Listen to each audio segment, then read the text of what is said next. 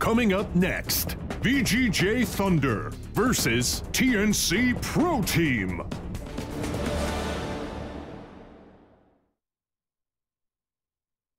Indeed. Two surprise teams from the group stages. VG.J Thunder, of course, coming through without single defeat in the group stages, going 3-0. TNC could have come through 3-0, but for losing against VG.J Thunder after being 22,000 gold ahead. So there is some previous form. It is a best of one. We can take from that what you like, but let's find out from our two panel members what they made of TNC's route through the group stages. Cap, it would have been almost miserable for them had they not qualified, because they would have looked back at that one point in the game where they basically threw away a dead cert game.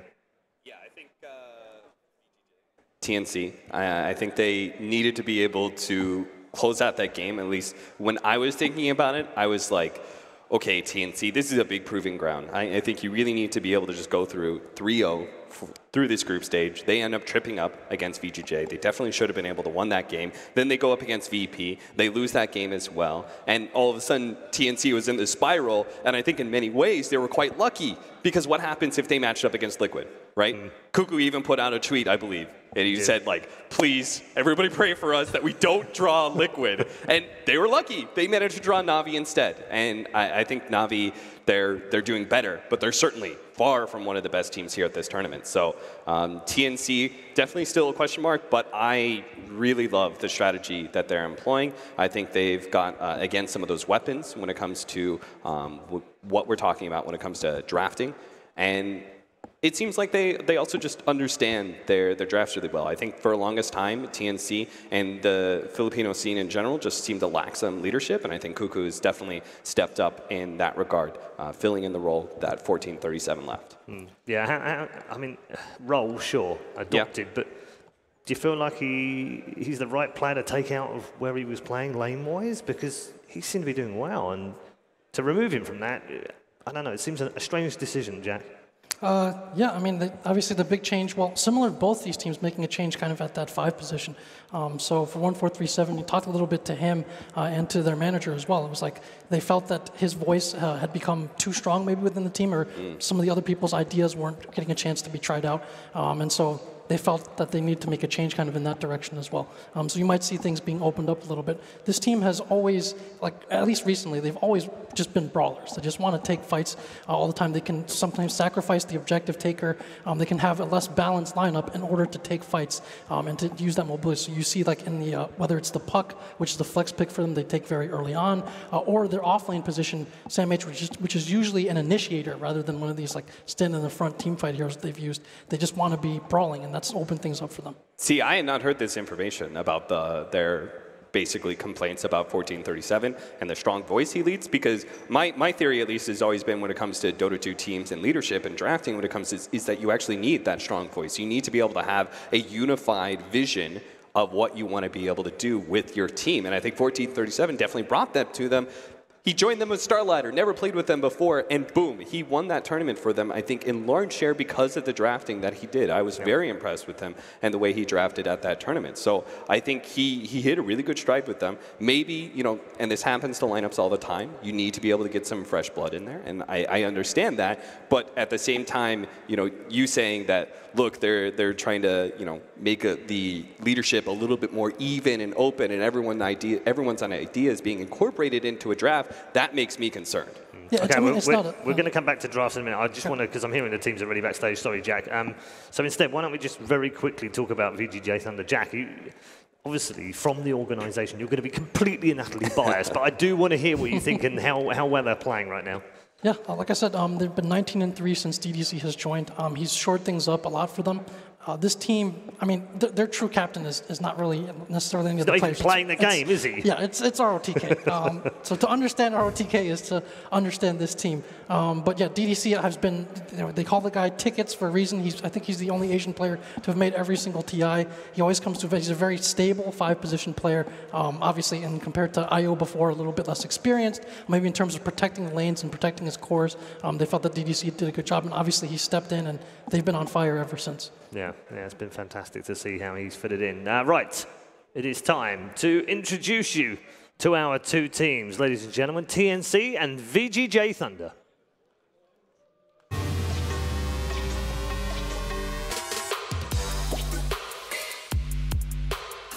parting ways with their Canadian captain to go back to their roots with an all-Filipino roster.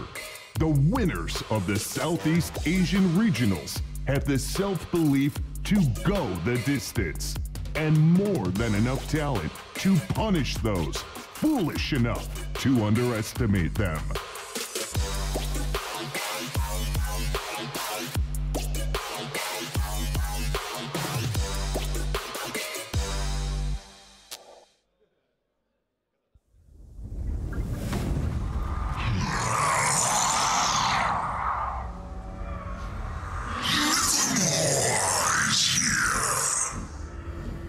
Welcome on stage, TNC Pro Team.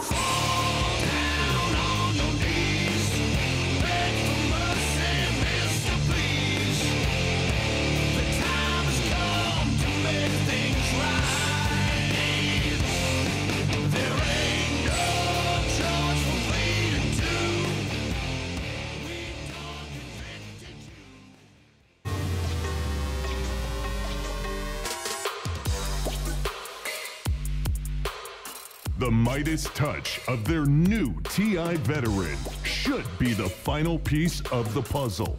A team who have been on the edge of greatness since the start of the pro circuit now has everything they need to truly shine on the major stage.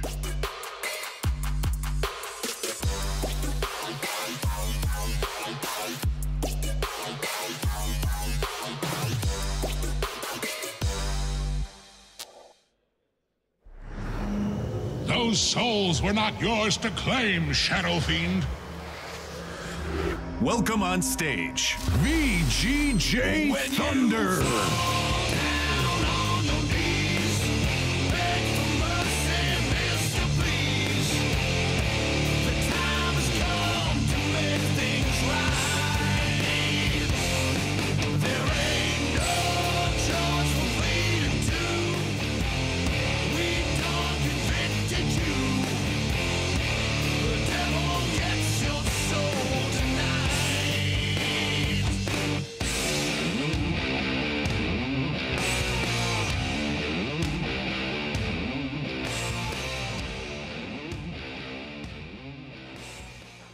So we are almost ready then for our first quarterfinal. We're going to let those players get themselves ready in the booths and we'll head towards the draft momentarily. These two teams have played a lot of games over the last 3 months. There's no doubt about that. They're very practiced and they're ready to take their opportunity. Which one will take it, we'll find out over the next few hours. This is a best of 3, just as a reminder.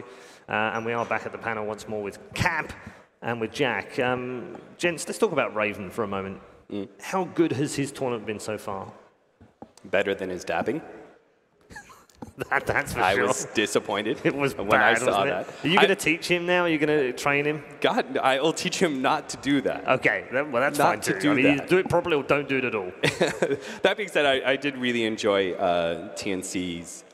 It seemed like they were having a lot of fun in their video, and I appreciate it. It seems like they've got really good camaraderie. I've had the pleasure of being able to sit in a very long airport line with TNC back when they still had 1437 on the team. And I remember asking him a bit about the team and the players and stuff, and I just got a chance to kind of observe them. And it just seems like they get along really well together. They have probably one of those stronger friendships when it comes to teams. And Raven himself has definitely been an outstanding member for TNC. He has routinely led this team when it comes to his carry position in the game to constant victories. I mean, I feel like the Raven is like one of the best C players that we've seen in the history of Dota. I feel like he just routinely outshines many other carries. He reminds me a lot of How from Newbie in the past. He's just a very aggressive carry player. This is a guy who, like, he'll get farm as well, but he always leads the team and going around and getting fights and gets a lot out of his lanes. And so some of his heroes you see will be respect banned by other teams that are less common. Something like a Juggernaut I've seen taken away quite a few times. Then you had other heroes like Luna and Weaver. So he wants to start dominating from the lane onwards and really just open up space on the map. And that helps as well with Armel now they have stepping into that mid position. He's usually on the hero that ends up blasting out the creep waves and keeping momentum going and being able to collect from that space. And so Raven is the ideal, kind of one of the ideal carries for creating that. Yeah, I think that, like, talking about Armel, I think when we ask, like, hey, was this a mistake for them to move Cuckoo into a 5 position? Absolutely not. I think Armel has been outstanding. I was a big fan of Cuckoo as a mid. I thought he did fantastic. I think Armel is actually doing a little bit better. Limited sample size, though. We haven't seen that many games from him, but I do really feel like he has had, he's just put up some really good numbers. I feel like them also being able to maintain that open position of the puck was crucial for them. We talked before we came on air about the critical matchup between these two teams, or at least the featured matchup as far as we're concerned, what we're looking forward to. And we've picked out the off-lane in this one, Yang versus Sam H. Jack, what are you looking forward to from these two players? Well, I think the big question is either of these teams going to budge away from their tendencies? If you're TNC, you know that Yang has been playing these kind of frontliners, because the difference between these two teams is that VG.J finds tempo and initiative from taking objectives. TNC finds tempo and initiative from taking fights. And the offlane is the key, is the swing point here. For Yang, you're seeing a lot of these Tides, Underlord, and a ton of Omni Knight. He's going to be playing these team fight heroes usually. Hey, I'm strong. Let's go take some towers. That's how he leads the team. Sam H, meanwhile, you see a lot of Stand Kings, some Bat Riders still, where it's like, hey guys, I found an opening. Let's go fight. Let's grab a couple kills and then play off of that. I love this that. guy is also playing a lot of Darkseer as well, still. Even though it doesn't seem to work for anyone else, he's still a believer. Yeah, they're actually both Darkseer players, right? That being said, I really agree with that. The way I was thinking about this matchup when it comes to the offlaners was almost, it was focused on Sam H and the fact that he doesn't play those heroes, right? I feel like Sam H is a lot less impressive when he's playing these sort of like Tidehunters, I'm just going to roll up on you sort of feel. I feel like he's a lot more impressive when he's playing, I think, a very signature hero for TNC, the offlane puck, right? I think that is a great example of a hero that gives you a whole lot of fighting potential, gives you initiation, which seems to be very key for TNC, gives you a lot of kiting, which I actually think is a very key phrase when it comes to TNC. I think they're one of the best kiting teams in the world right now. Their performance against VG.J in that game, even though they lost, their kiting mechanisms within team fights was actually blowing my mind. I was just... I mean, the first 20 minutes of that game, you looked at it and said, well, they've got no chance of winning this game. TNC are on top. They're all over them. Everything, everywhere, all over the map. Team fights, everything was working in their favor. It was fantastic. If they can keep that in focus for the rest of this match, they'll be fine. Even at 40 minutes, I was still impressed by the way that, despite the fact that VG.J Thunder had reached a point in their draft where their lineup was just getting stronger and could not be broken, TNC was doing everything play-wise within the game to be able to kite out the Death Prophet uses of exorcism, to be able to stay away from these fights. And I think TNC, that is pretty much a mainstay of their whole entire concept of Dota, is focusing on team fights, focusing on being able to fight. And so if VG.J Thunder is going to play this lineup where it is a little bit more objective focused, where we do have very key, maybe longer duration ultimates, say on Sam H, or excuse me, on Yang rather, then TNC is going to play fast, they're going to play into VG.J Thunder, and they're going to force them to use those ultimates defensively rather than using them to take objectives. Okay, I want to ask you a quiz question, both of you. Uh-oh. The top 3 KDA of this tournament, who do you think was in there? Don't look. If I said Silo was at the top, you wouldn't be surprised, would you? For the matches he's played, and he is top. Freeze is second. Okay. Okay. The third one might surprise you, though. It's DDC. What? Exactly. Excuse me? Yeah. He's a 12.2 KDA and he's third right now of all players at this major. Dude, this is why we call this guy the best 5 position in the world. Like, I've heard a lot of people laud him on, because you don't really say, like, there's no like fanboy out there that's like, woo, the DDC, 5 position, big fan. You know, like they're fan of the drafting or the captain. Nobody's like, oh yeah, the way you played those, like the way you didn't die in that game was dope, right? Like nobody's really saying that, but the 5 position, like DDC, does stand out in a role that never stands out. I think that's amazing. He's positionally sound. He's seldom out of position. He doesn't really expose himself. That's again, like that's part of why he's been so steady and consistent. No matter what he's playing, like he always seems to be in the right place. And yeah, like it makes sense. If the team is doing well as well, like that definitely helps KDA too. They had a dominating win, I think, over Secret, and when you win 35-5, your KDA is going to look pretty good. DDC, I think, really never takes those risks that other 5 positions do, where they're willing to sacrifice themselves to get, X, whether it's like force the enemy team back because you're split pushing with a 5 position, to be able to get aggressive wards down or something like that. It feels like DDC never really feels like those risks are worth it, and he instead, whether he's playing around his core or maybe his core is playing around him sometimes, in the regard that he says, hey, we need to rotate out of this lane, we need to go and take this objective, we need to move offensively so we can get this vision down. Either way, they're playing around each other, and that allows DDC to never be the one who's getting, you know, YOLO picked off. He also sits third in the assists right now, 18 is the average so far. We are into our draft for game number 1. And as you can see, we've already had a couple of picks from TNC. So an SK and a Disruptor, and a Tusk on the other side from VG.J Thunder. No real surprise in those opening picks there, Jack. Yeah, so they banned the Puck. Again, this is a pick that TNC takes very early on, just generally early in drafts. Nowadays, you want to get more flex cores. You don't want to show your lanes too early, especially with how punitive bad lanes can be. So we have 2 strong kind of lane bulliers coming out right here for Thunder. Yeah, and I think one of the big things here for this matchup, there was 2 very key heroes. For me, it was the Death Prophet and the Puck. Yep. So VG.J Thunder, I think, have discovered something kind of cool when it comes to their drafting. Maybe we'll see it later on in the tournament. They've enabled Night Stalker, a 4 position that no one's really running right now. And the way they're doing it is they're picking up this Death Prophet, placing it as a side lane hero because of the fact that this Death Prophet side lane is so hard to be able to challenge. And they, in turn, allow a Night Stalker to be able to sit as a babysitter in mid. So during those first 4 minutes of daytime, he's not roaming around. He's not trying to affect or zone out an off lane or something that Night Stalker is very bad at. He is instead sitting in mid lane with boots and tangos. He's sitting at one of the best stats that a support can sit on, and he's just trying to bully the enemy mid, or at least protect his mid. That allows him to be able to get close to level 3 by minute 4, and all of a sudden you've got a Night Stalker that comes online, rather than a 4 position where you're just like waiting for his impact. I feel like they figured something out in that regard. TNC also saw it. They actually banned the Death Prophet here. And then on the other side, we've already talked about the fact that Puck is one of those flex picks for TNC and really enables their opening draft by being able to pick a core but still be able to adjust. And you can see them kind of targeting Thunder's playstyle. Again, their source of tempo and initiative comes from taking those objectives. It's usually Sylar or Yang. I would call them kind of a tank commander in a sense. They alternate. They go around. Whenever one of them feels strong, is the strongest hero on the map, they'll say, let's go take objectives. Sylar has done a great job of that on, I would say, a signature hero, obviously, Lycan, and lately a lot of Death Prophet as well. So this is clearly a major priority for TNC to take away in this draft. One thing that does kind of stand out for me when it comes to TNC's drafting is that they have, for the longest time, always drafted 1 core in their opening 1-2, and it's been a team fight core. Especially at this tournament, you're seeing Gyrocopter, you're seeing Death Prophet, like you're seeing these sort of heroes that ensure that you are going to be able to win team fights because it's such an important mainstay for TNC. But here, they actually open with the double support, which we don't see too often. I think Sand King Bane is actually another opener of TNC's, but they actually offer the Disruptor here instead. Maybe they feel like it's more important against VG.J, maybe they feel like it offers better team fight rather than the laning focus that the Bane gives you.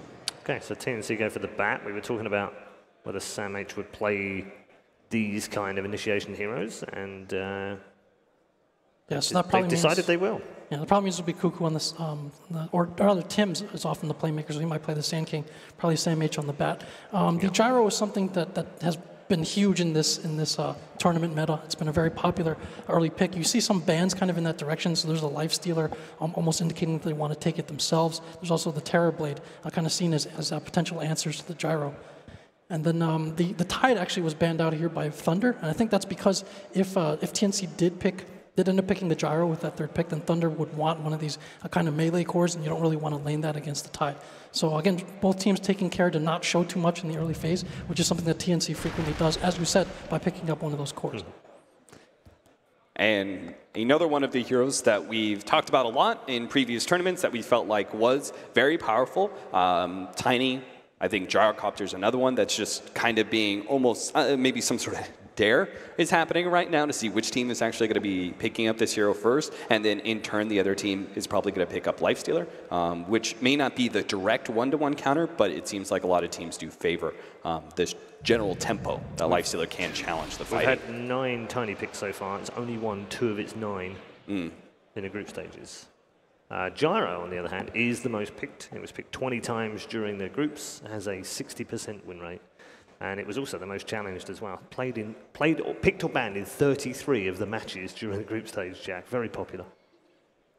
Yeah, this hero is also, I mean, it's something you can pick early. Again, it goes in multiple lanes. You can tri-lane it if you want. Same with Tiny. You want to pick these cores early that have a lot of options so that you're not pigeonholed, your lanes don't get exposed.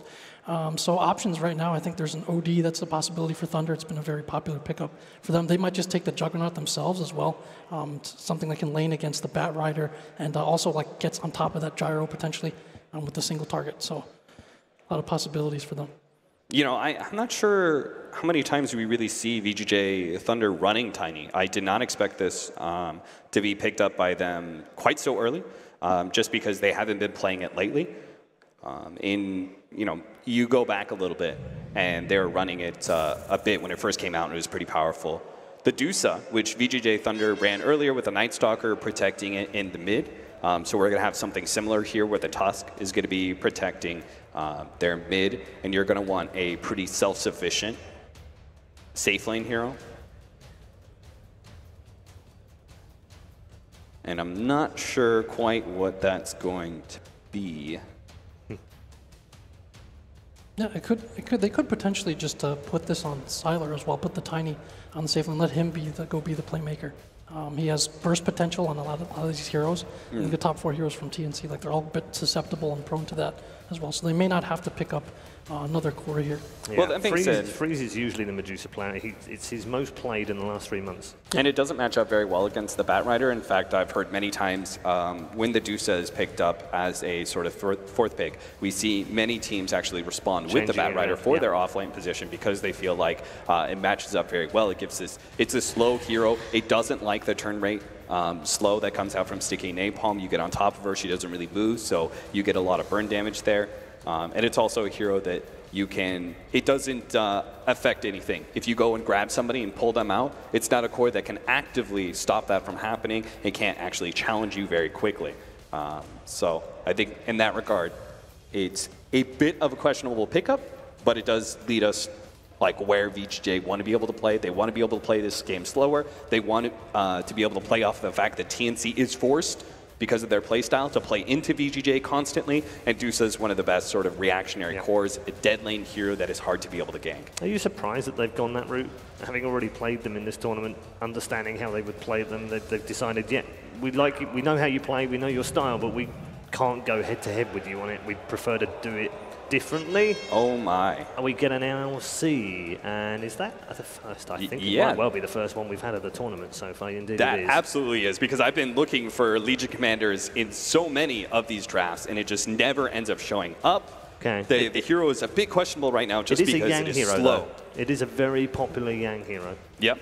So Yang's back on initiation. He does tend to go a bit YOLO at times. That's something. He's a very big voice within the team. He talks a lot. He coordinates a lot with Fade to set things up. But he can sometimes, just go a bit off the rails.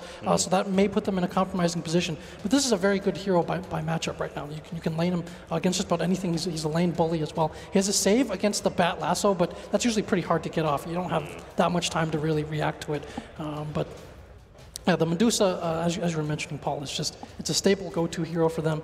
If the team can be seen as a tank, then Freeze is definitely the guy in the turret, and so he gets to farm up and he gets to end up being their carry, scaling into their carry late game. And then also they're on Dire, and so Dire has some very clear advantages with kind of stacking the neutrals, neutral camps obviously on high ground, and like these double triangles where you just get a ton of neutrals efficiently stacked. And so that is very much in comfort with Thunder's playstyle. If they go with the Sylar Yang tank, then the Tiny LC kind of works here, doesn't it? I don't know. This situation here gives me a bit of pause because maybe VG.J Thunder is going to learn something from EG's playstyle. They're going to run like Tiny Bane up at top lane or something like that and try and give this Legion Commander a 1v1 against Bat Rider because you can dispel Sticky Napalm. TNC do get themselves a nice hard carry. The OD against the Dusa is not a surprise whatsoever. I feel like it's one of the better core-to-core counters out there simply because you do that pure damage, you lower the int of the Dusa. It actually makes her a squishy enough hero that you can pop where most other cores can't give you that. It has save for the duel as well. So yeah. All right, prediction time. I am going TNC pretty heavily here. I think VG.J Thunder is a bit experimental when it comes to their draft. The early pickup of the Tiny. Yeah, I think like this is VG.J Thunder, I think, trying something out. Okay. Jack? Yeah, again, to me, it was a question of which team would step a little bit away from their comfort zone. I feel like it's VG.J that's felt the need to budge a little bit, maybe from that group stage game. So I actually like TNC's draft and more in accordance with their playstyle this game as well. I'm going to go with TNC in game 1. All right. Good stuff. Okay, both have gone for TNC in our first game. It is time now to send you over to our commentary team for that first game of our quarterfinals. Mort and Brax, it's all yours, boys.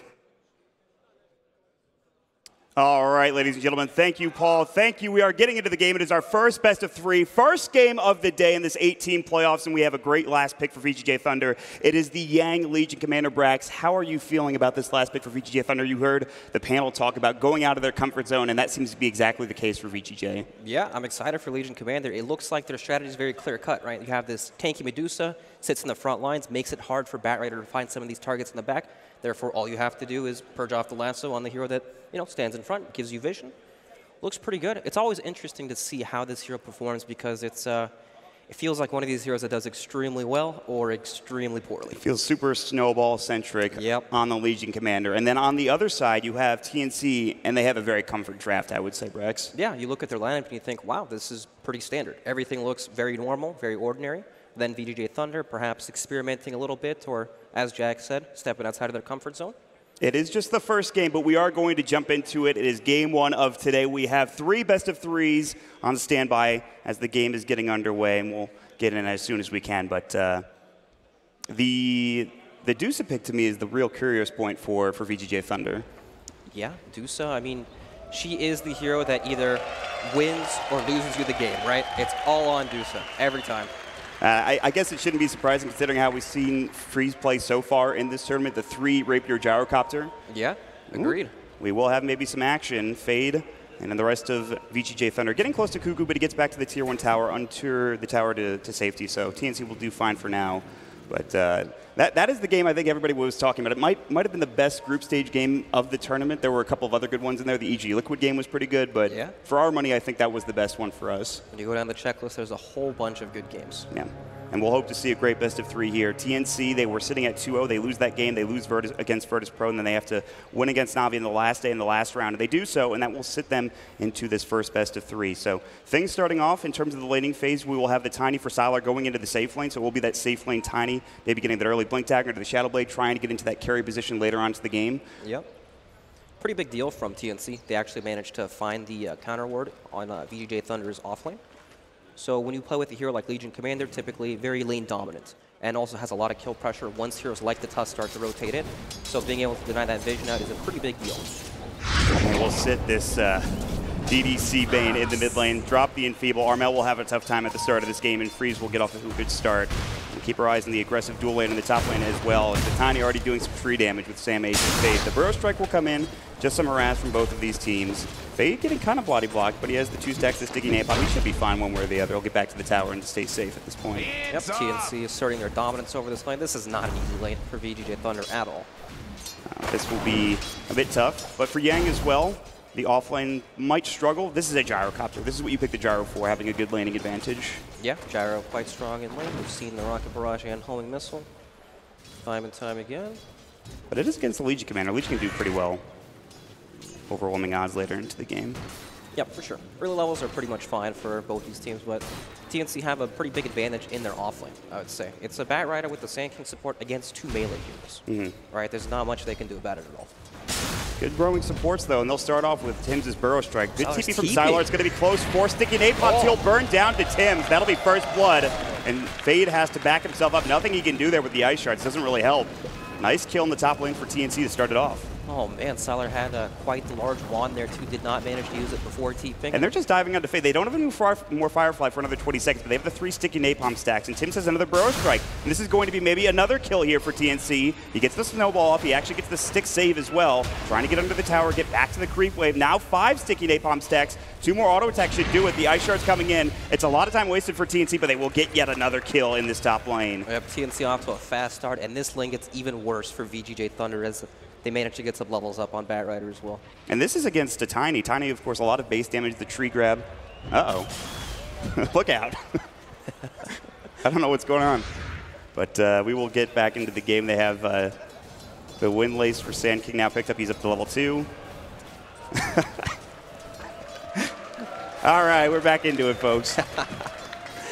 Having a good time.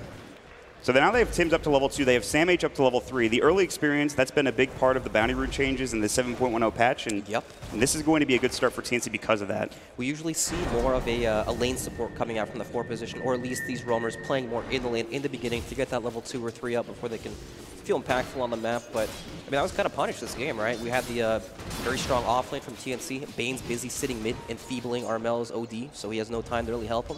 And it does show in the CS department, though. Armel only 4 last hits. I mean, this feels miserable for Armel on the OD. Maybe he gets a little bit more farm when he gets more points in the Essence or in the Astral Imprisonment. But for now, 5 last hits, 1 deny. They're going to have the homing missile on Yang, but top lane, they're looking to make maybe another go. Yang instead down bottom, the kinetic field coming up. They've got the homing missile, they've got the rocket barrage, they've got the thunder strike. The press of the attack might save him for a moment. They get off the stick charge, the press of the attack heal, keeping him alive, and DDC gets in there in time to stop any sort of dive coming out from this TNC squad. Well done. Oh, man. Feels like TNC have pretty good control over the game at the moment. Armel, sure, he is struggling, but all he has to do is stay alive, not die to this lane, and he'll eventually have the space to come back into it just because of the dominant offlane. And they're doing a really great job up there. CS department-wise, 14 last hits. There is 12 for Yang.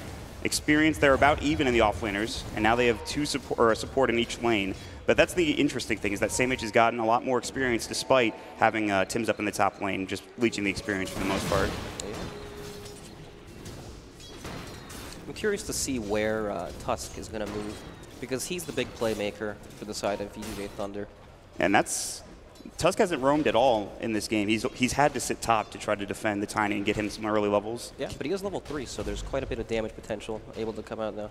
I mean, can he leave Tiny now that he's getting some experience? I don't think he could ever leave Tiny. That's unfortunate. But I also think that he doesn't do very much at all. Well, he's going to try to help out as Sam H comes in with the Firefly. Good snowball save for now. They will get the stun. Avalanche coming in with the Burrow Strike onto 2. Tim's still going to work the 4 sticky napalms, and they will get the kill. Fade trying to TP away. He should make it out, and he will. But that is another big pickup for TNC in this top lane. It's just the death zone over and over for VG.J Thunder. I mean, what can they do about this? Even if Bane's there, nothing really changes, right? Especially being able to follow up with the stun after all the sticky napalm slows. They're going to rotate lane. Sylar has rotated bottom. They're going to try to get a kill onto this Disruptor. They have the tree grab. The homing missile will come in with the toss Avalanche combination with Black Cannon. Cuckoo is fine. He's still alive. He has 11 stick charges to work with, and Raven will push him back. The tree throw almost getting the kill, but he has 50 HP, and TNC will keep Cuckoo alive despite the rotation from the Tiny. This is much needed. A very much needed rotation from VG.J Thunder, because Legion Commander, at least you can purge off the sticky napalm stacks. You're not in as much of danger. Probably not, especially with his large wand. It's what they need to start the game. And they can also keep the wave pushed back too with the overwhelming odds, whereas they've taken a lot of tower damage. They're actually rotating back up, so they're switching the lanes and just following them. TNC want the best lanes possible other than that mid lane matchup. But yeah, that's lost at this point, but just try to get some extra advantage elsewhere. And Yang, that's going to be found here. They have the homing missile. They've got the Burrow Strike, the Rocket Barrage at level 3. He's got the press of the attack.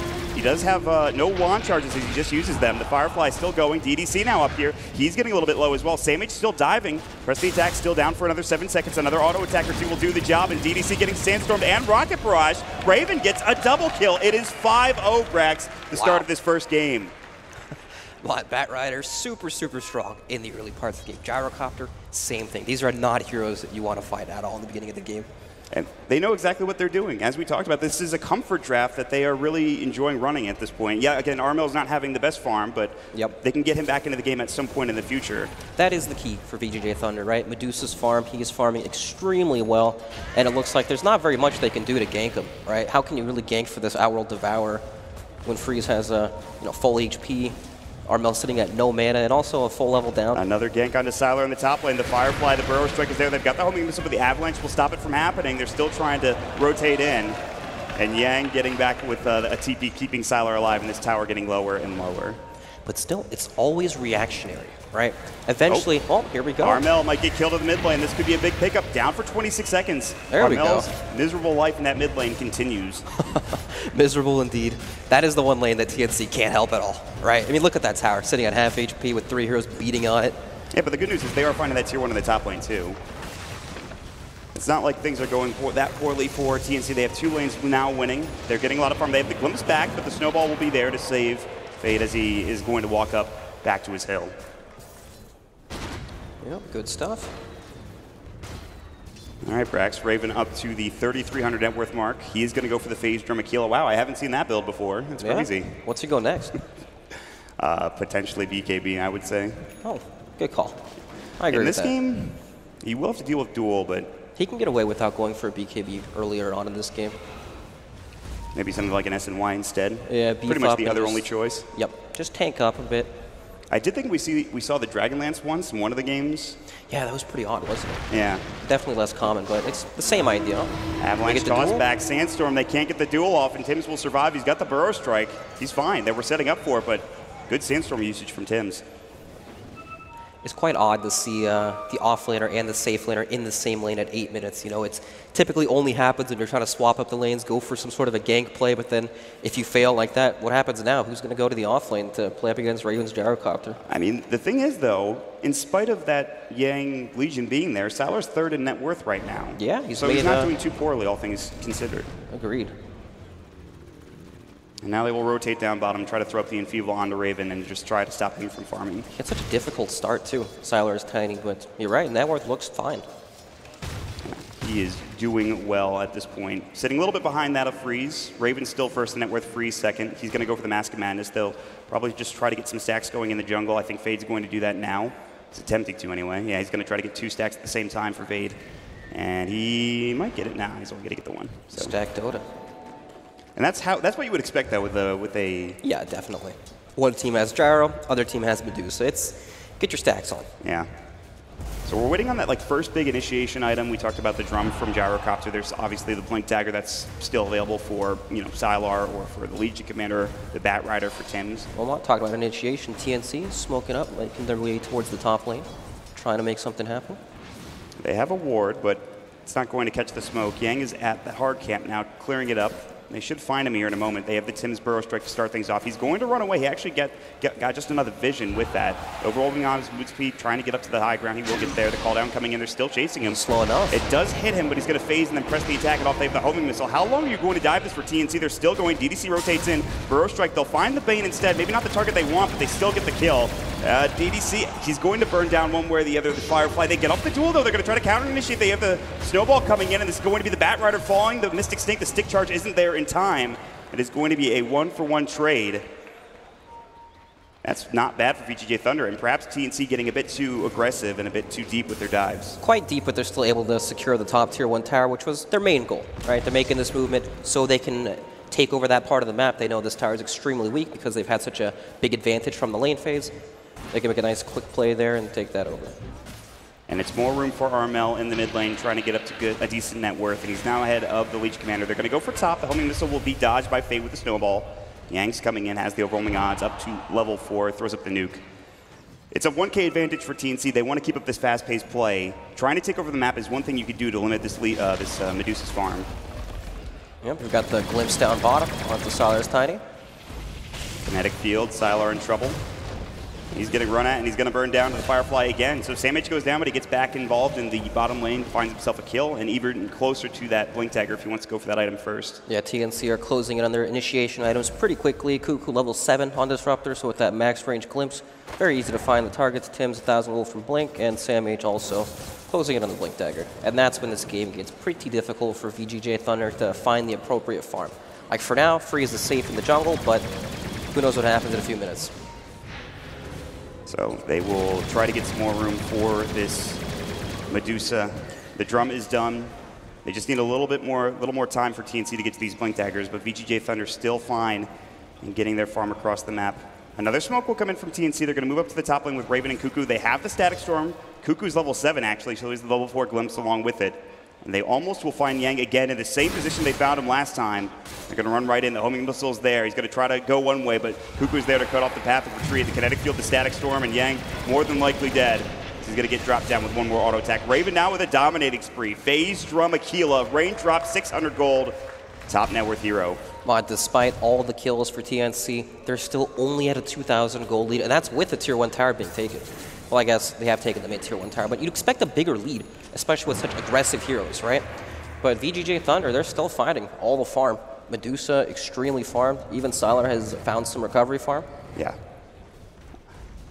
So we'll check in on VG.J Thunder now, moving down to the bottom lane, trying to get aggressive, looking for their tier 1 tower, and just trying to push this as best as possible. Maybe looking for a kill potentially, just trying to sit behind Sylar, but TNC will go for yet another smoke. It's their 3rd in a row at this point. This is 3 smokes in like 3 minutes, Vlad. Yeah, they're not trying going to have any afterwards. They're just trying to find any kills, trying to get more map control, turn this into some objective. They're going to run right into the rest of VG.J Thunder, who are also smoked now. They're on the high ground. DDC looking for Nightmare or Fiend's Grip. They've got the snowball. They're coming in. Kuku's going to be caught. No static storm available. The Fiend's Grip is there. They need Tim. Burrowstick, the Astral save. Avalanche toss combination. Tim's is in trouble, and they get the dual win as Yang gets just off the time. Kuku kinetic fielding, keeping his team alive. Raven's here with a call down if they want to try to reinitiate. Now Armel try to stack up the Arcane Orb. Sam H is in. The Glimpse back is there. They want this kill. Yang's getting lower and lower. He's got stick charges. He gets him off, but it's not enough to survive, and Raven will secure another kill. A mega kill spree. The Astral coming in, looking to keep going. Got the snowball save yet again. Toss back. The lasso up for Sam H, trying to find DDC. The static storm is ready. It's going to be 2 kills. They might find 3. Fade getting run down. The Firefly. TNC turn it around. They're ready to fight. Raven on the gyrocopter, dropping the call down, and a great glimpse from Kuku to set it all up. God, VG.J Thunder, they just need more time. You can't fight this core combination at the moment.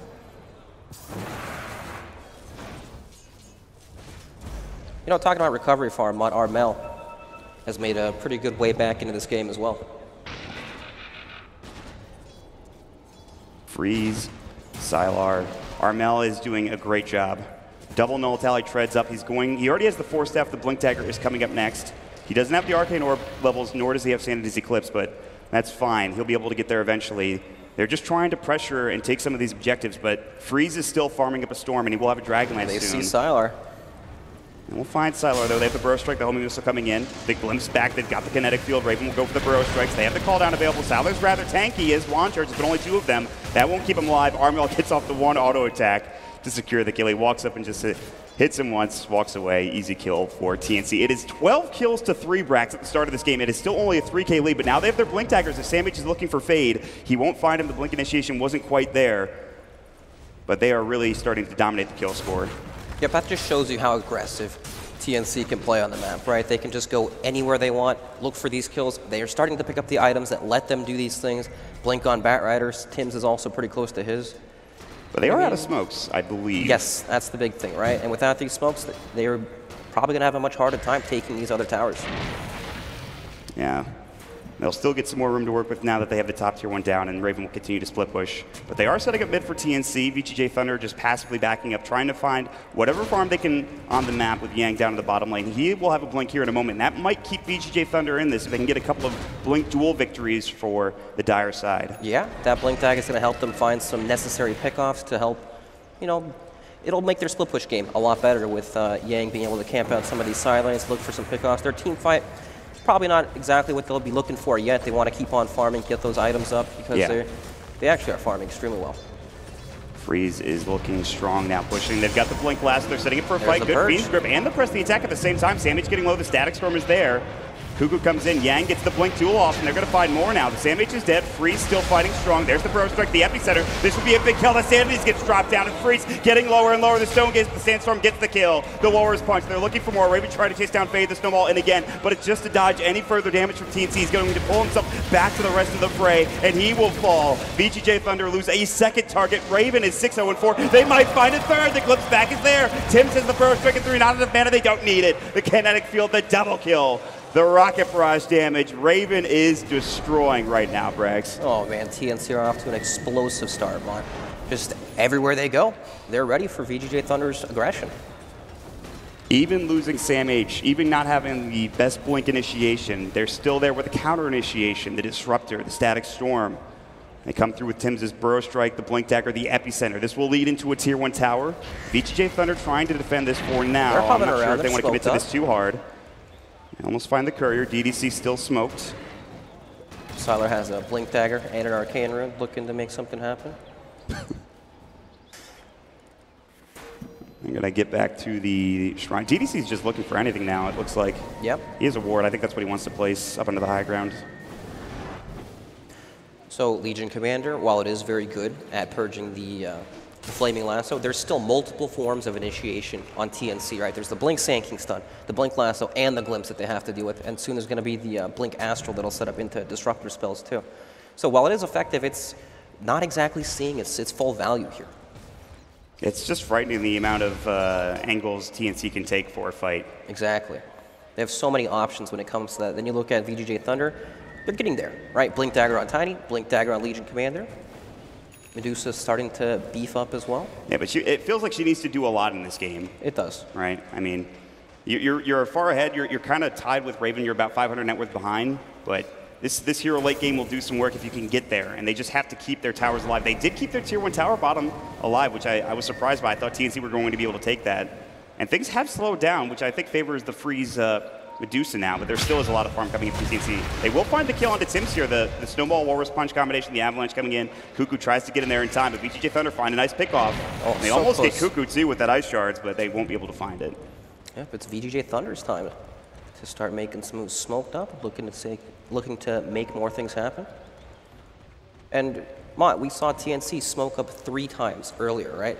Now it's VG.J Thunder's time to actually make some of these plays since they've hit their item timings. Yeah, they have those items, they have those levels available.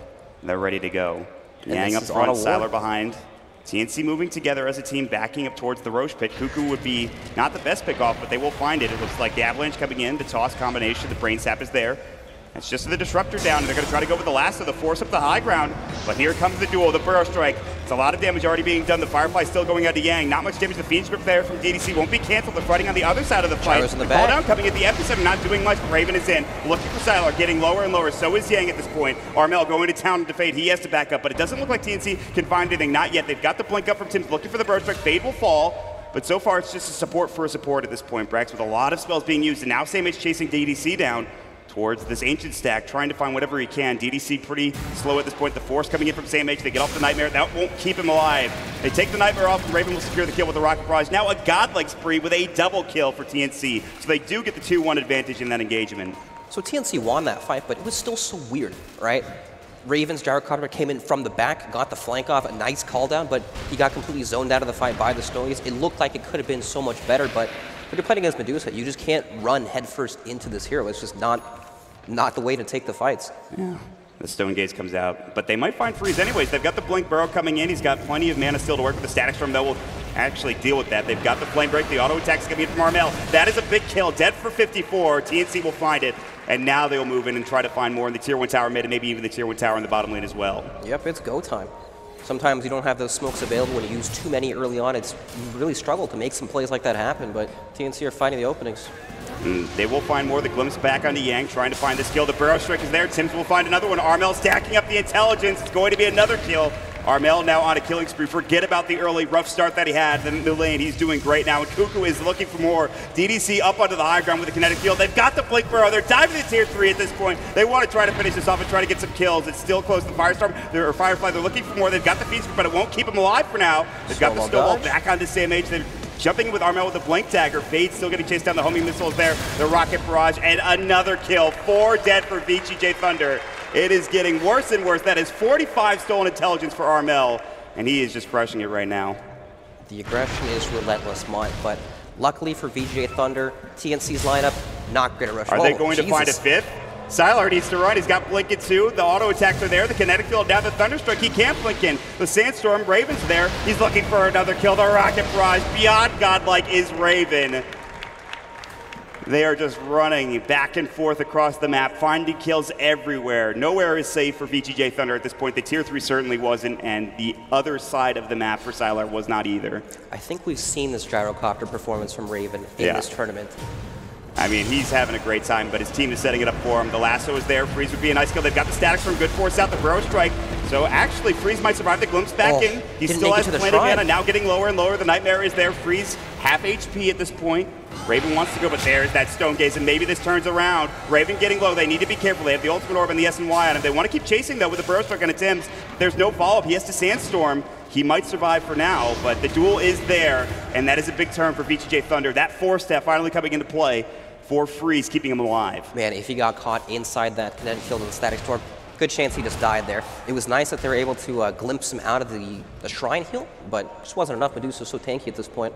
And that's really how Freeze has died so far in this game, has been the Static Storms from the Disruptor. If you can survive that, if you can maybe get a BKB or force yourself out of that situation, you're going to be okay. You can get off the Stone Gaze. And you saw how much damage Raven took. He had to back himself up. Yeah, he just couldn't get into the fight at all. As we've seen between these two teams already, this game is not over despite the 7K advantage for TNC. I mean, it's big, but we have seen bigger leads for this Radiant team before. Mon, what kind of a gold lead do you call insurmountable in this current patch? I can't pick a number. When there's Gyrocopter Rapier or Medusa Rapier, I'm not sure there is a number. Yeah, exactly. It's not even about the numbers. Well, let's say TNC had a 30K lead in the other game. Let's say 40K then, maybe? This must be Nahaz's worst patch of all time. It's not about the numbers, I'm sorry. How do you predict anything? Yep. Well, we will see a 7K advantage for TNC now, a 22-8 lead, 23 minutes into this game. They've kept some of their towers alive. The Tier 1 bottom is still there, the Tier 2 top.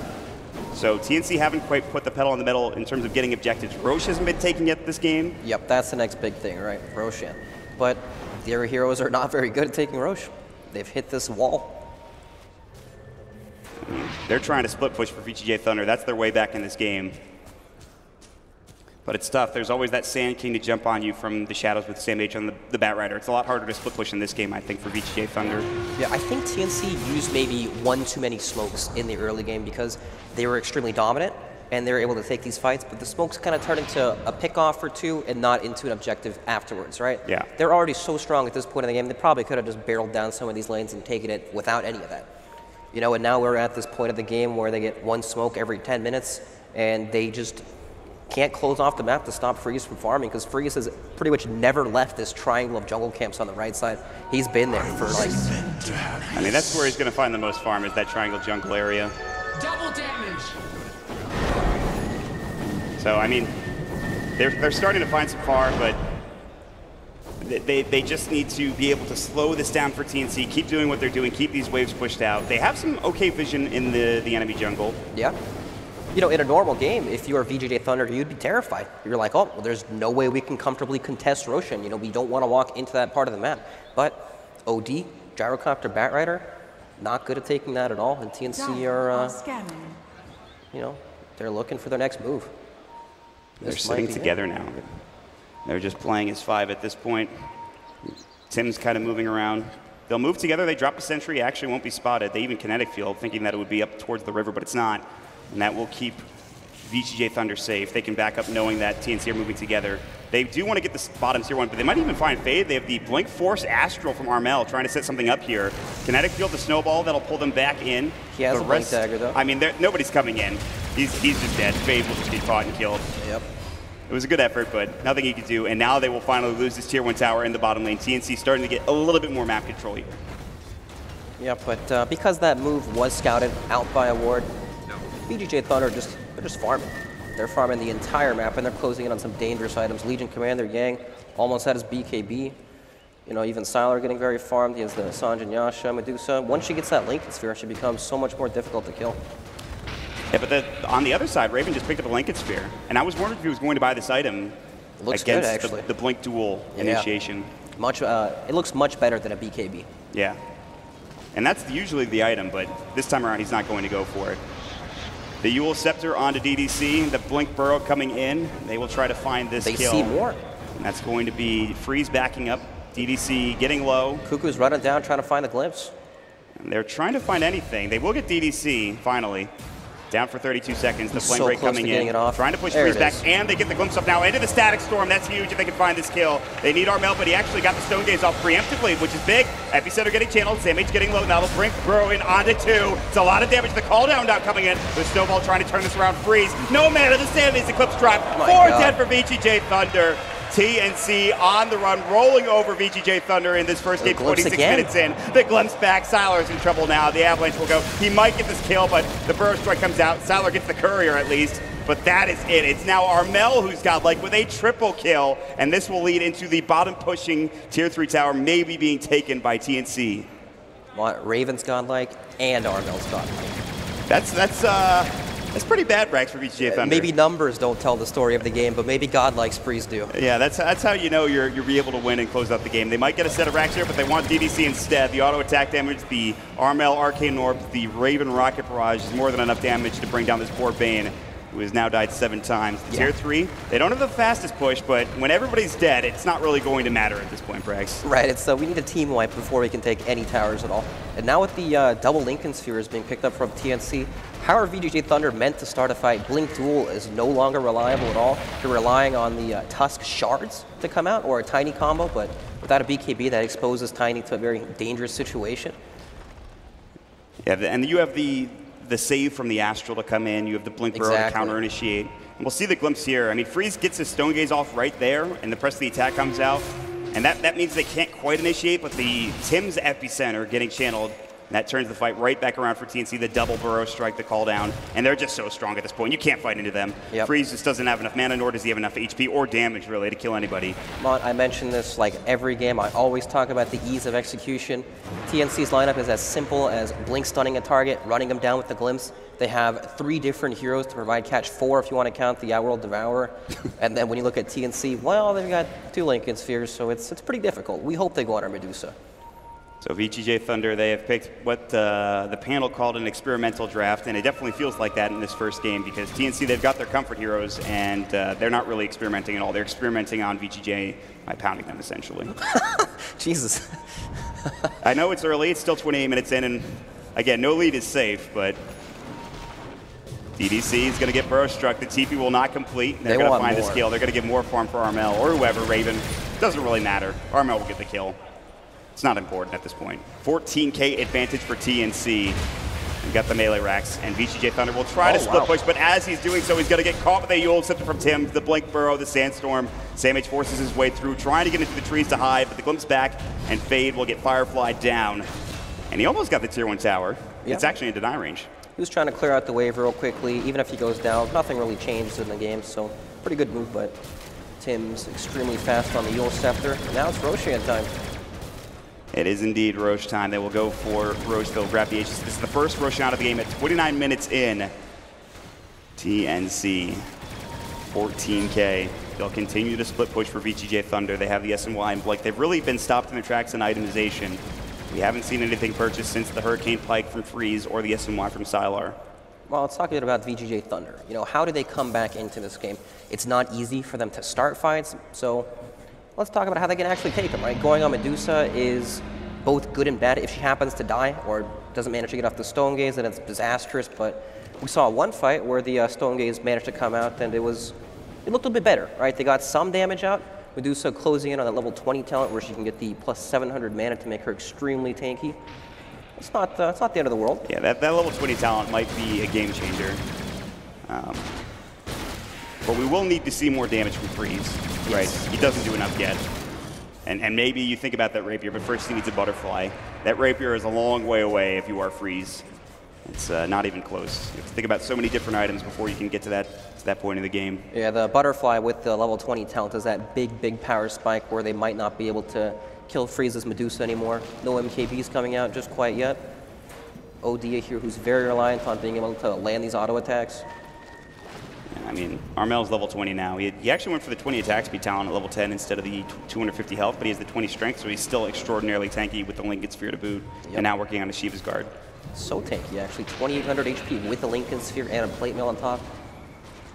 I mean, Armel, he got crushed in the laning phase. He had to deal with a Bane enfeebling him, but they just essentially 5-man. He rotated to a lot of fights. He found farm, and he was able to get back into it. And now they're going to find shrines on top of it.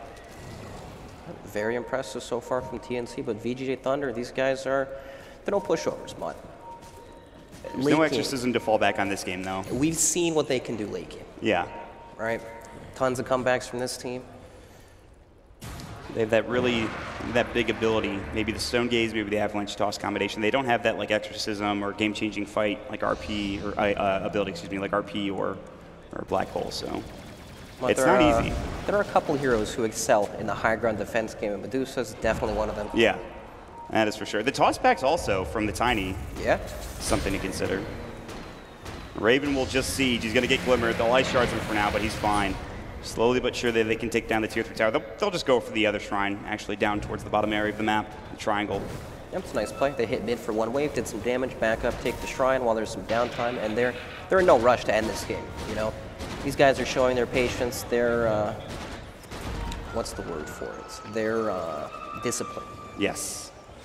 And they need to show that. They don't want to throw another lead again. That's pretty crazy when you think of how aggressive they are earlier on in the game, too. You know, once they get to that late game stage of the game where they know they need to siege the game, it's not easy to end it all. You can't just jump into the high ground and expect to win the game. You've got to take your time, play the strategy. Yeah. The discipline to slow down, to slow siege it, not to give anything away to VG.J Thunder. Yep. They know if they screw up that one fight, all of a sudden Medusa's going to have that next item. I mean, do you try to wait for the next Aegis if you're or when the Aegis is down, I should say, for VG.J Thunder, then take a fight? You're definitely hoping for that. You want TNC to dive your base. Yeah. This is the best place VG.J Thunder can take a team fight. I mean, VG.J Thunder, they just have to hope for that aggressive play from TNC, hope for the Aegis to be dropped down, and they can get a kill onto Raven, because that's a lot of gold. I mean, he is the top net worth hero in the game, and he's sitting on a big bounty for VG.J Thunder if they can get it. Once Raven is dead, that's one of the big targets taken down, but you have to deal with two in Armel and Raven. And again, counter initiation is significant, but item-wise, Raven now has his butterfly done. They're getting more items as they have choked out the map. They've got the Firefly. They might look for a lasso initiation here. They're still going to work on the tier 3 tower slowly but surely. Freeze is level 20, so has the 700 mana talent. Now working on an MKB. The Shiva's Guard is done for Outworld Devour. It is going to be another minute and 15 seconds before this Aegis is reclaimed, and TNC would at least like to get the tier 3 tower in the mid lane, probably more. Yep, the range racks down bottom almost falls to the creeps, only sitting at 240 health. That is, it's getting lower and lower, and they'll have to continue to defend this constant push. There's no real split push coming out. They can't go top. Exactly. They go top, they just get blink burrowed or blink lassoed by TNC. Yep, they can't spread themselves too thin. They can only really sit behind the Medusa. Got the Firefly. Samh still looking for a way into the base, but he will get tree tossed on. That means his blink is down for at least another 3 seconds. Tier 3 still getting assaulted. Raven will pop the flat cannon. They've got the toss back. That's Raven. That might be the Aegis down. It is. VG.J Thunder, they get the glimpse back. Static Storm, though, that'll be on to Freeze. The press of the attack comes in. They need more damage. They're looking for that duel. They've got the Avalanche. Freeze is still fine. He will pop the Medusa ult. Fade getting run down by Raven for the Rocket Barrage. Lasso is there. They found Yank, but he's got his BKB off. That means a lot of that damage is not going to be there from Armel. The epicenter tips. It's on to 2. They've got the kill. The Sanities. Freeze getting dropped low. The homing missile is there. It's a triple kill. They have to buy back. They have one on the Deuce as well. Siler gets glimpsed back. That's another death. He's down for 60. Everybody's buying back. An ultra kill for Armel. A 23k net worth advantage.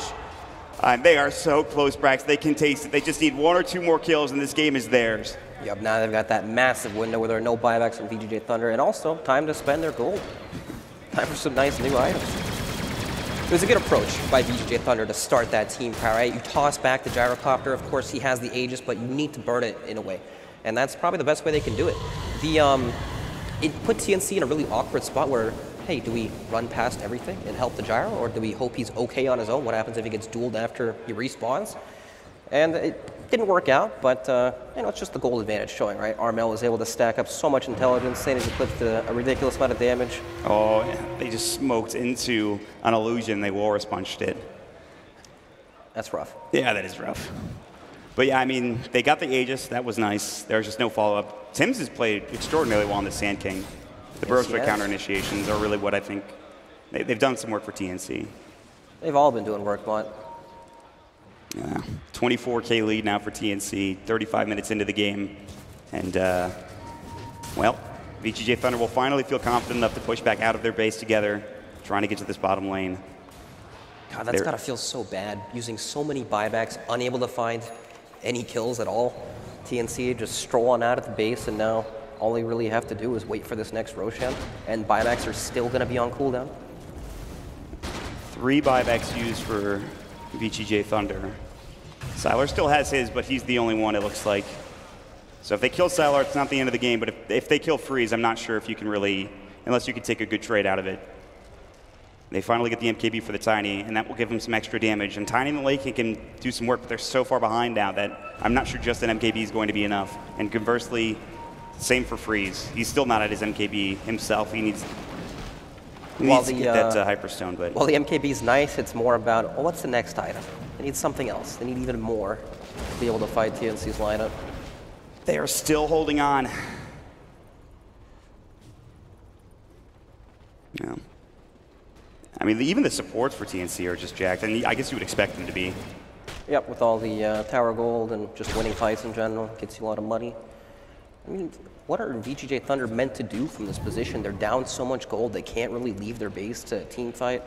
To really do anything, they have to use the old buddy system just so they can farm some free plays. And they know that they're just playing against the clock right now. Once Roshan respawns, they may need to make an extremely bold play to contest the Roshan. If they somehow win that fight, it could stall the game long enough for them to come back, but it's super risky because they have no control over the area.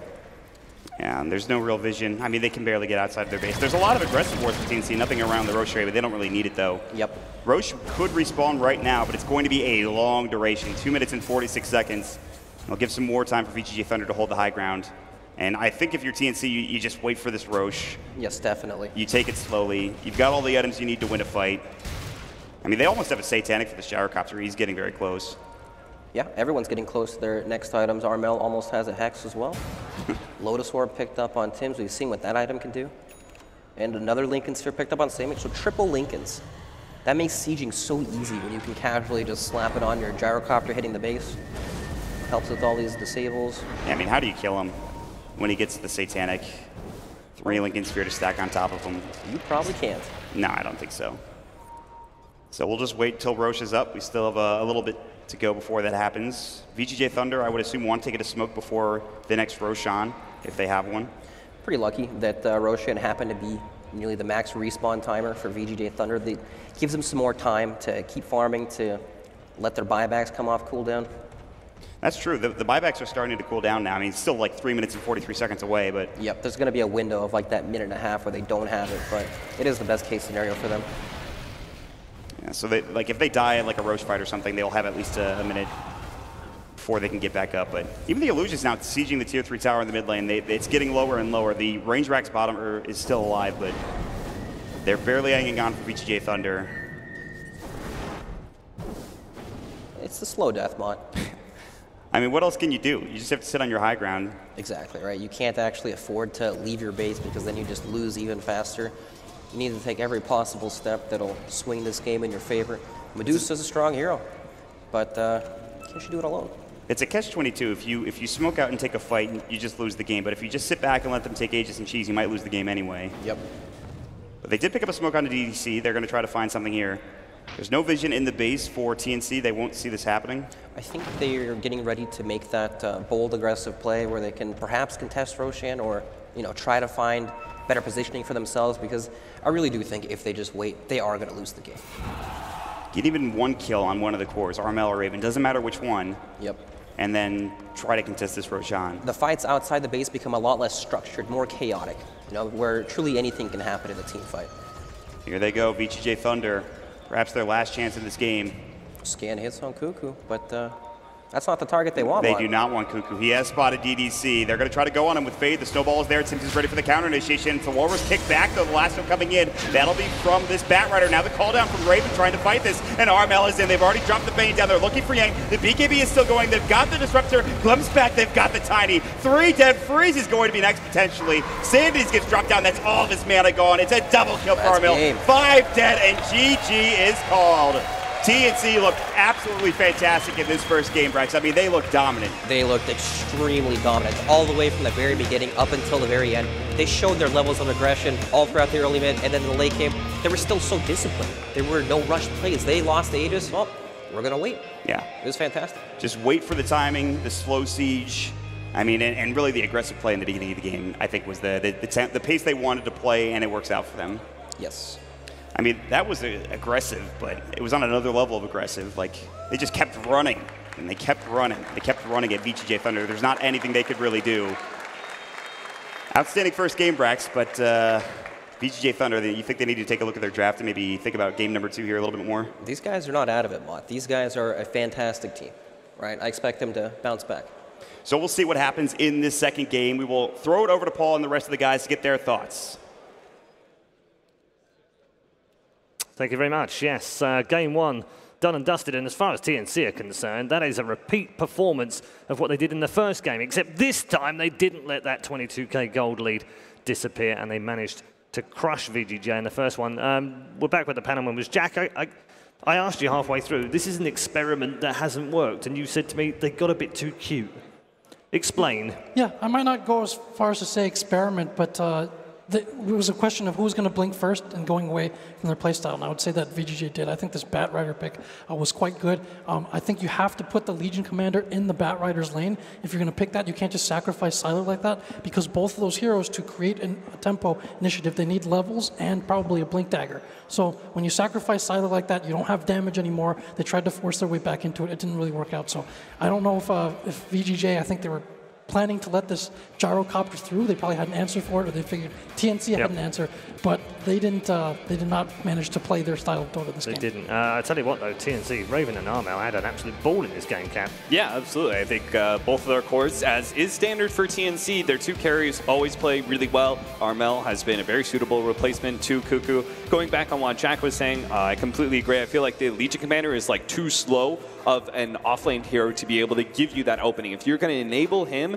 and just leave Siler out there, it's not going to be a Bat Rider, it's not going to be Clockwork, it's not one of those like Sand King type heroes that immediately has an impact and really starts winning you team fights. So them kind of enabling the Legion Commander, not even that much. It was mostly just a little bit more sacrificial to Siler, and our Legion Commander actually didn't get all that much out of this situation. So I think overall TNC just played their classic team fight lineup. Not completely to perfection, but really well. There was one mid engagement where they actually went for that second lane of Rax in mid, and they played the kiting game inside of VG.J's base. Yeah. They had a situation where Armel played himself right next to the cliff, waiting for his Blink Dagger to come off cooldown, blinks down to the low ground, and then they reinitiate. This is the power of TNC to be able to make really cool maneuverable plays like that. Yeah, fantastic performances from them. As you said, the LC was pretty disappointing from Yang in this one. This is the end of the game. I guess in many ways, though, TNC, this is kind of what they showed us in the first game against VG.J in the group stages, Cap. Yeah. At the start, maybe the first 30 minutes, I guess. Very similar kind of run at you, aggressive, same kind of thing. So VG.J knew this was coming, and as Jack rightly said, they decided that they would try and counter that this time, because last time they only just managed to win. The problem for me was the fact that they, again, sacrificed Siler, and they had this concept of, like, we're going to pick the Dusa, which will slow down the game and gives us really good high ground defense. But when you sacrifice, and this is the thing, when they ran Siler Tiny before, they would run other more active cores for Freeze, or vice versa. Sometimes Freeze would play the Tiny, and they would play like a Siler Terrorblade or something like that. I think like they had heroes like Phantom Lancer, like Terrorblade, that actually do something for you in the first 25 minutes of the game, and they can kind of play around that fact. They also secured Siler's laning phase a lot better when they had that Tiny. So I think the combination of those two factors, you sacrifice Siler's Tiny too much, he's not going to come online, and then you've got a Dusa who's not going to do anything for you in the first 30 minutes of the game anyway. So as a result, TNC, all they had to do was win the laning phase, and the game was theirs. Well, I think that's probably what we said last time, though. Well, the crucial difference from the group stage game being you have Yang on the Underlord, and so their lineup, again, is more balanced. They have clear roles. He aids a lot in the team fight. He's able to help the Medusa hold, well, not in that case the Medusa, but he's able to help hold high ground as well. In this case, the Legion Commander doesn't provide that much in that team fight. You more want to be ahead or dictating pace, again, off initiation instead of off of team fight. And so the bad start in lanes, TNC's philosophy, again, sometimes they forgo this tower hitter because it was almost like the old MVP. They're like, we'll take your objectives when you're dead, and that is what they caused quite a few times throughout this game. There was quite a lot of that going on. Why don't we check in with the scoreboard and show you how much was going on in this particular game. TNC dominating this particular scoreboard right now with a 39-8 score. They also got over 26,000 gold lead towards the end of that game as well. 40 minutes and 49 seconds.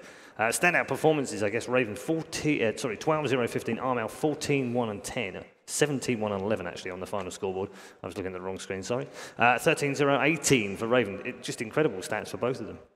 Yeah, absolutely. Again, these cores, like the way TNC plays, they enable these cores when it comes to their laning phase oftentimes, and then they will just kind of like snowball. They play pretty active. We've talked about how Raven is kind of one of the quintessential aggressive carries of C, in fact, of the world right now. I think a lot of people could learn from his play style, and as a result, you end up putting up really big numbers when you have this kind of play style, right? You have a play style that lets you get ahead early, and then depends upon the fact that you stay ahead. So maybe that's something VG.J will try and exploit. I felt like their previous draft against in the best of one was a lot better, where they had a Death Prophet and they had a Lifestealer, or was it Lifestealer? It was Gyrocopter. They had these heroes that could actually fight early.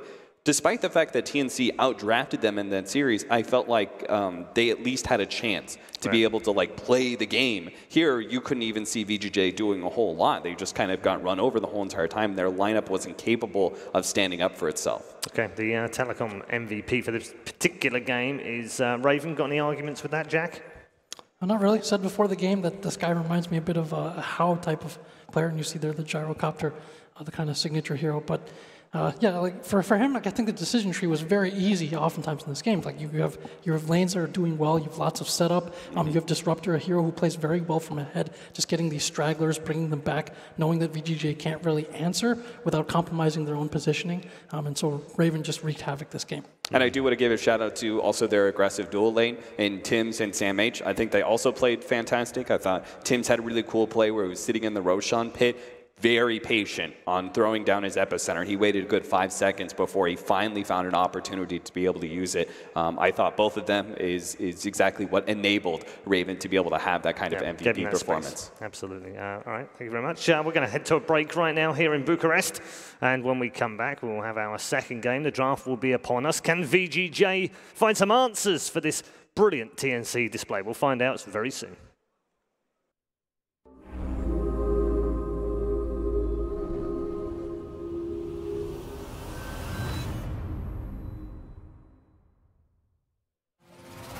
Ready. Steady.